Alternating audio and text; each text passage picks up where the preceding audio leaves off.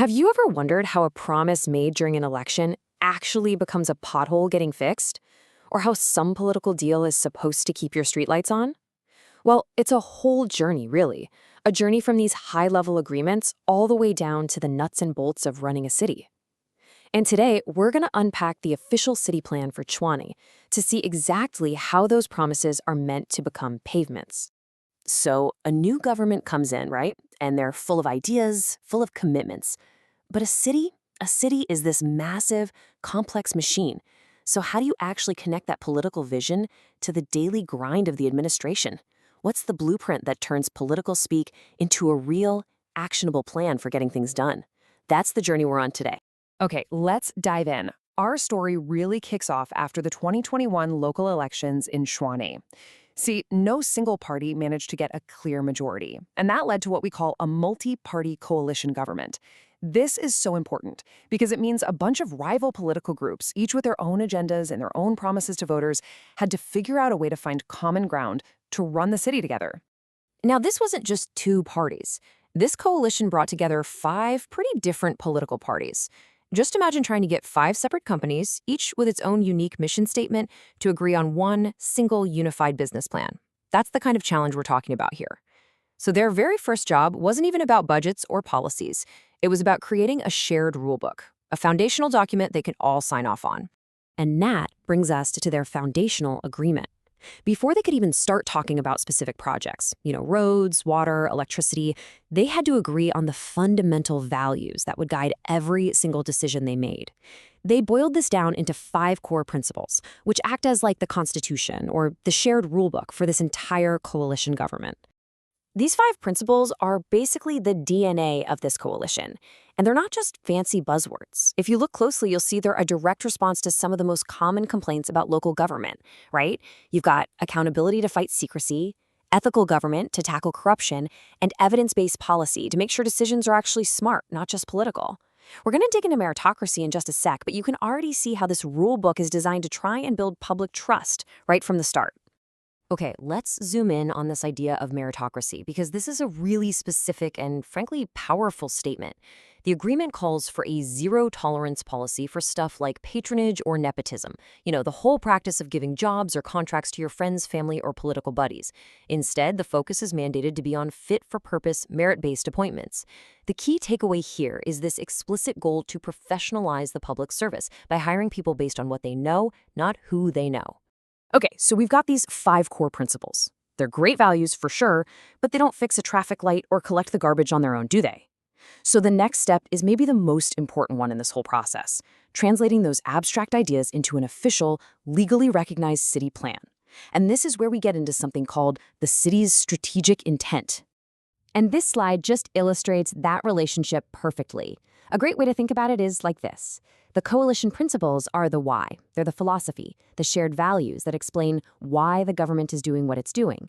The strategic intent, on the other hand, is the how. That's the official city document, the actual mechanism that takes those values and plugs them directly into the municipal budget and the city's performance goals. It is the bridge from a political handshake to real administrative action. So, if the strategic intent is the bridge, you gotta ask, what's on the other side?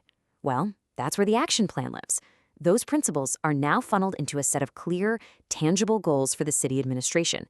So let's take a look at how this all translates into Chwani's 10 strategic priorities for this term of office. The entire strategic direction of the city from 2022 all the way to 2026 is built around 10 key pillars.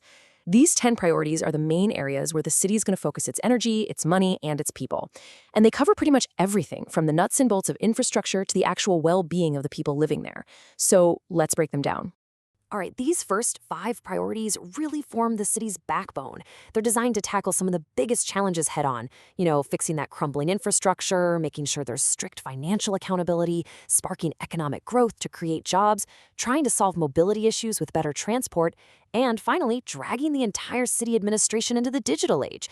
These are the absolute fundamentals for any modern working city. And to really get a sense of the weight they're putting on that first priority, just look at this quote, taken straight from the city's plan. It describes the electrical grid and water infrastructure as the lifeblood of the municipality. Now, that language isn't an accident.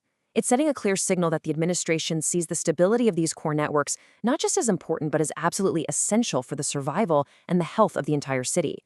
The next set of priorities focuses squarely on people and governance. This is all about making the city safer, protecting the environment, and providing a safety net for the most vulnerable residents. And notice how it loops right back to that core principle of a professional public service.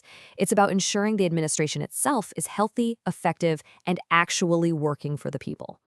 Now, the crucial thing here is that these aren't just vague headings on a document. They're supposed to be backed by specific, planned actions.